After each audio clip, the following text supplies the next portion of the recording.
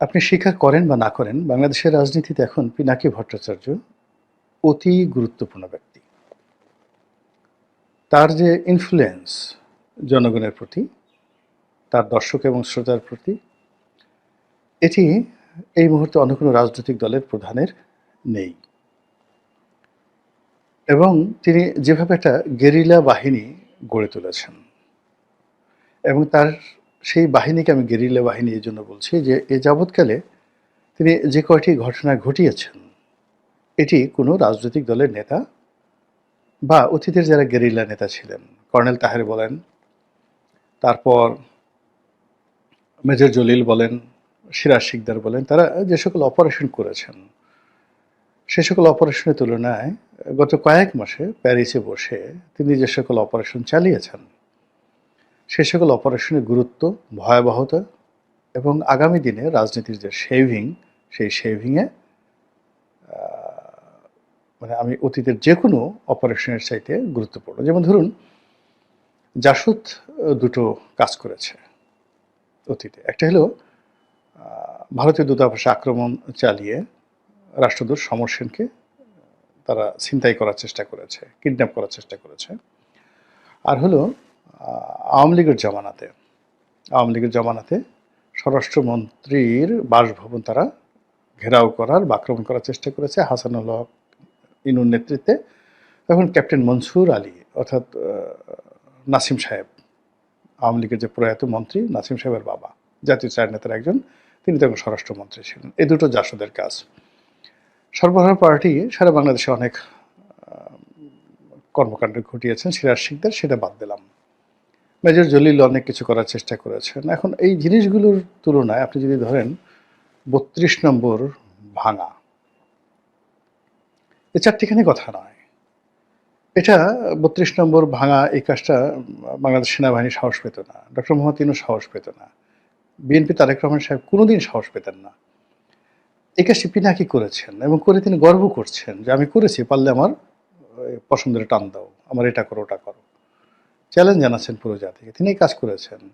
এবং তিনি বলছেন যে বেশি বাড়াবাড়ি করলে একেবারে টুঙ্গিপাড়া ভেঙে শেষ করে দেবো, বঙ্গবন্ধুর মাজার তিনি ভেঙে দেবেন। তো বঙ্গবন্ধুর মাজার যদি তিনি ভাঙতে পারেন, তাহলে শহীদ প্রেসিডেন্ট জিয়াউর রহমানের মাজার ভাঙা তো তার জন্য নস্যি, এটা তো তিনি বললেই হয়ে যায়। তিনি যেভাবে প্রথম আলোর অফিসের সামনে গরু জবাই করে তিনি জিয়াফত করেছেন, যেভাবে তিনি ডেইলি স্টারকে ভয় দেখিয়েছেন, এই ভয় দেখার ফলে মনে করেন মাহফুজ আনাম ডেইলি স্টার সম্পাদক এবং মতিউর রহমান যিনি রয়েছেন প্রথম আলো সম্পাদক, তিনি এই দুজন ব্যক্তি পিনাকির নাম শুনলে তারা যে ভয় পান,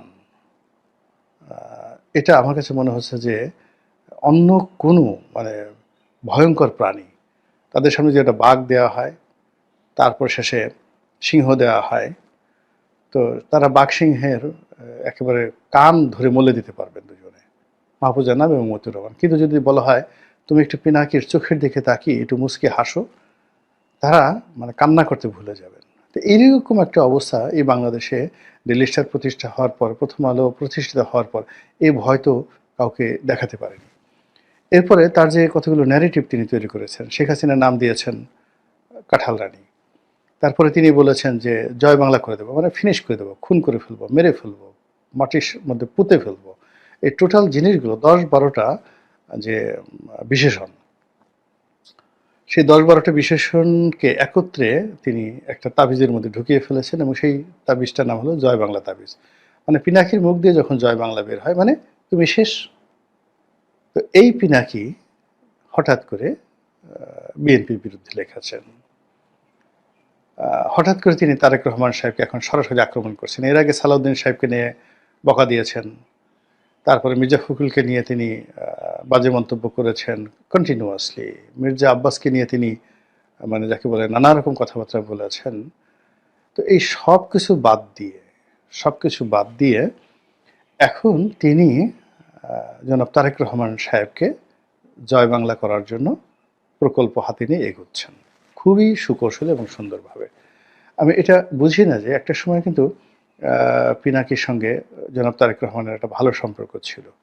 পিনাকি ওইভাবে বলেনি, কিন্তু তার একটা ভিডিওতে আমি দেখলাম যে তারেক রহমান সাহেবের সঙ্গে তার কথা হয়েছে এবং তিনি যেভাবে আকার ইঙ্গিতে বলছিলেন যে তারেক রহমান সাহেব মৃদু হেসে বিনয়ের সঙ্গে যেভাবে তার সঙ্গে যোগাযোগ রক্ষা করেছেন, কথাবার্তা বলেছেন, সেই সম্পর্কটা হঠাৎ নষ্ট হলো কী করে? তিনি তারেক রহমান সম্পর্কে যে কথাগুলো বলেছেন বা যে প্রশ্নগুলো এখন তুলেছেন, যেটা তারেক রহমানের পুরো ক্যারিয়ারকে প্রশ্নের মুখোমুখি নিয়ে আসবে, সেটা নিয়ে আমি পরে আলোচনা করব। কিন্তু এটা হলো কেন? ১। ২ নম্বর হলো যে বাংলাদেশে তারেক রহমান সাহেবের ২ থেকে ৩ জন রাইট হ্যান্ড আছে। ইয়াংদের মধ্যে আছে, বয়স্কদের মধ্যে আছে, যারা মিডল এজ তাদের মধ্যে আছে। দলের ভিতরে যারা পোর্টফোলিও মেনটেন করেন তারা, দলের বাইরে পোর্টফোলিও নেই তারা। এর মধ্যে ২-১ জন আছেন যাদের সঙ্গে তারেক রহমান সাহেবের একেবারে পারিবারিক সম্পর্ক হয়ে গেছে। একথা অনেকে বলছেন, হবে এরকম কথাও বলছেন, বা আছে এরকম একটা কথাও বলছেন। এরকম অনেক পাওয়ারফুল লোক আছেন। এই সকল পাওয়ারফুল লোকের সঙ্গে টিল নাও টুডে জনাব পিনাকি ভট্টাচার্যের একটা দহরম মহরম সম্পর্ক রয়েছে। তারা সকাল বিকাল বাংলাদেশের অভ্যন্তরে যে বিষয়গুলো রয়েছে সেগুলো তথ্য দিয়ে, উপাত্ত দিয়ে, ডাটা দিয়ে, কথা দিয়ে, বার্তা দিয়ে তারা পিনাকিকে এনরিচ করেন। পিনাকিকে এনরিচ করেন। তো সেই লোকগুলোর সাথে এখন আজকের দিন পর্যন্ত পিনাকির ভালো সম্পর্ক রয়েছে, যারা তারেক রহমানের রাইট হ্যান্ড। তো যেখানে রাইট হ্যান্ডের সঙ্গে ভালো সম্পর্ক, সেখানে কেন তারেক রহমান সাহেবকে জয় বাংলা করার জন্য মিস্টার পিনাকি এই অনেকগুলো মন্তব্য করছেন, ভিডিও বানিয়েছেন, এবং যেহেতু তিনি এটা শুরু করেছেন, এটা তিনি শেষ না করে যাবেন না। এখানে পিনাকির একটা জিনিস আমি প্রথম থেকে দেখেছি, যে তার কর্মের মধ্যে একটা ধারাবাহিকতা রয়েছে। সে যদি কাউকে পছন্দ করে, ভালোবাসে, তো ওটা সে রক্ষা করার চেষ্টা করে এবং সে মৃদু সমালোচনা করে। যেমন আসিফ মাহমুদ সজীব ভুঁইয়াকে সে মৃদু সমালোচনা করেছিল।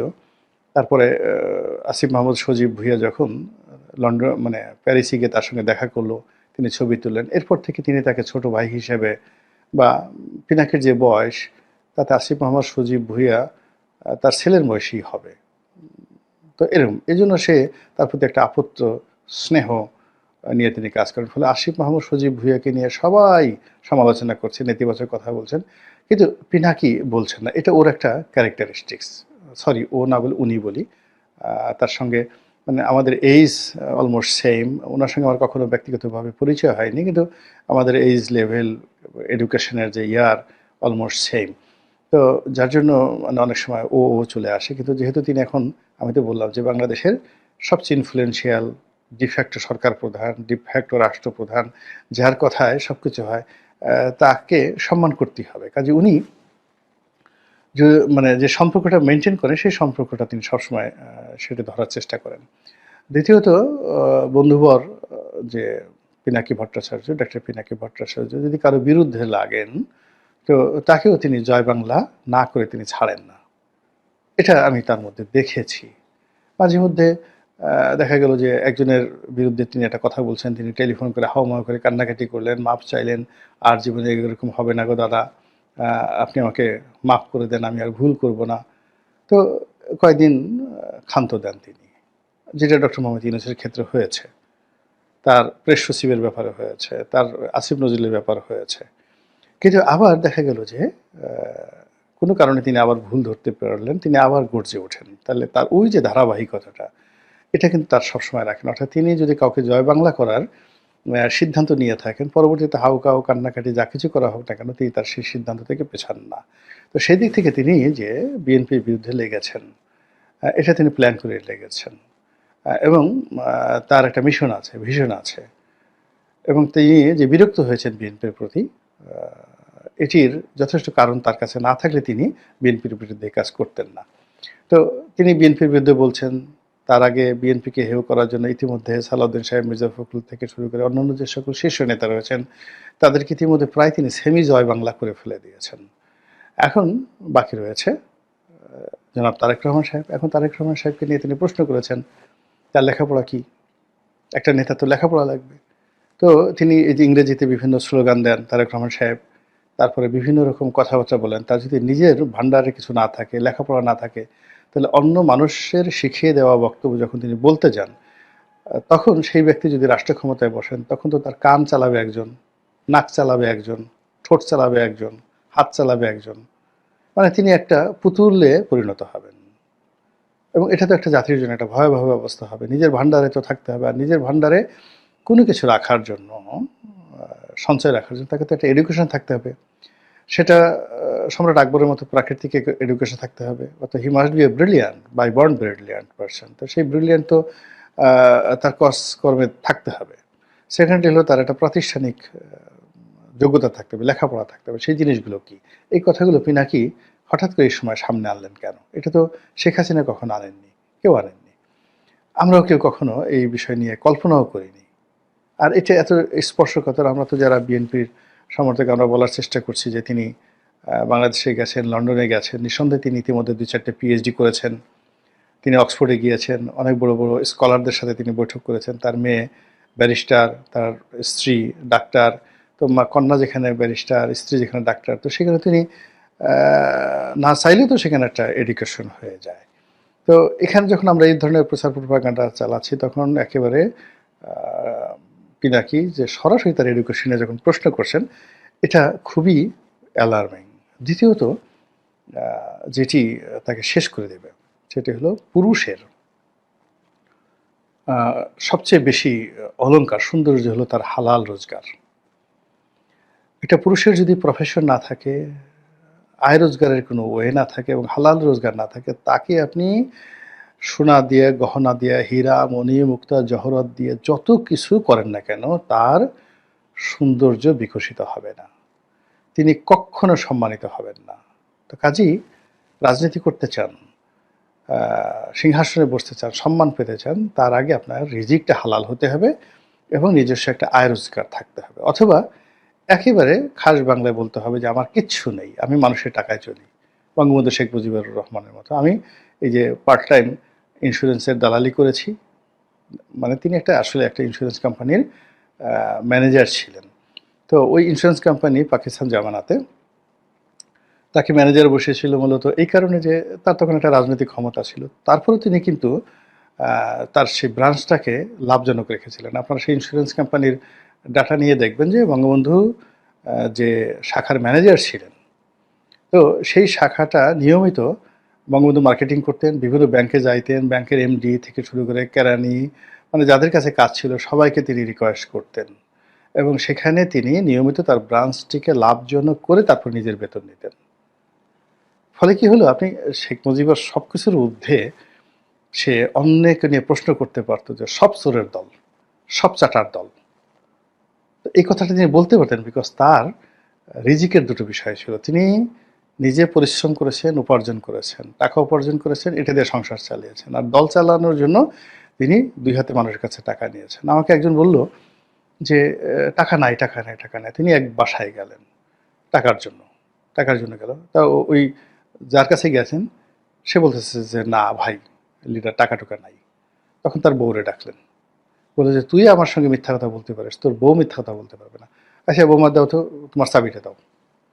তখন সে মুচকি হেসে দিয়ে সে আলমারির চাবি দিয়ে দিয়েছে। সে আলমারি বঙ্গবন্ধু খুললেন, খুলে সেখানে কিছু টাকা পেলেন, টাকা পেয়ে অর্ধেক বললেন যে এটা তোর সংসার খরচের জন্য, বাকিটা আমি নিয়ে গেলাম।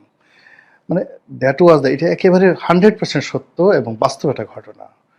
এই কাজ করে তিনি অর্থ উপার্জন করেছেন দলের জন্য, আর নিজের জন্য তিনি একটা ইন্স্যুরেন্স কোম্পানি, আপনি চিন্তা করেন না, একটা ইন্স্যুরেন্স কোম্পানিতে বাংলাদেশের একটা রাজনৈতিক দলের প্রধান ব্যক্তি, তিনি একটা ব্রাঞ্চের ম্যানেজার হিসেবে কাজ করছেন, ব্রাঞ্চ ম্যানেজার হিসেবে। তো ফলে কি হলো, তিনি বুক ফুলিয়ে নিজের সততা নিয়ে কথা বলতে পেরেছেন। শেখ হাসিনা একই অবস্থা, আমি ছাড়া তো আসলে এই দলে কাউকে সৎ দেখি না। তো শেখ হাসিনা এখানে এসে আলম বলেন, যা কিছু বলেন, এই কথা তিনি বলতে পেরেছেন। বেগম জিয়াও তার সততা নিয়ে, তাকে কেন্দ্র করে অনেকে ফালুর টাকা হয়েছে, তাকে কেন্দ্র করে হারিস চৌধুরীর টাকা হয়েছে, তাকে কেন্দ্র করে অনেক মানুষের টাকা হয়েছে, কিন্তু তিনি কারো কাছ থেকে ঘুষ নিয়েছেন, দুর্নীতি নিয়েছেন, এটা শয়তানও বলতে পারবে না। তো এই যে রাজনীতিবিদদের যে সততা, এই সততা তার রিজিকের ব্যাপারে তাকে অনেস্ট হতে হবে। জিয়াউর রহমানের সততা তো রীতিমতো কিংবদন্তি। তো সেক্ষেত্রে তারেক রহমান সাহেবের সেই যে পৌরুষ, যেটা অর্থের সঙ্গে সম্পৃক্ত, সেই জায়গাটাতে টান দিয়েছে পিনাকি। আপনি টাকা পান কোথায়? লন্ডনে আপনার থাকতে যে এলাকায় থাকেন, কিংস্টন এলাকায় থাকেন, এলাকাতে থাকতে খেতে বাংলাদেশি টাকায় একেবারে কিচ্ছু না হলেও একটা মানুষের মাসে 25 লাখ টাকা খরচ আছে। এই 25 লাখ টাকা আপনার এতদিন যাবৎ কোথা থেকে আসছেন, কি আসছেন, এই প্রশ্নগুলি তিনি করেছেন। তার এডুকেশন নিয়ে প্রশ্ন করেছেন এবং এগুলো তিনি প্রকাশ করতে বলতেছেন এখন। এবং এটা নিয়ে বিএনপি কি বলবে বলেন তো? এটার জবাব বিএনপি কি দেবে?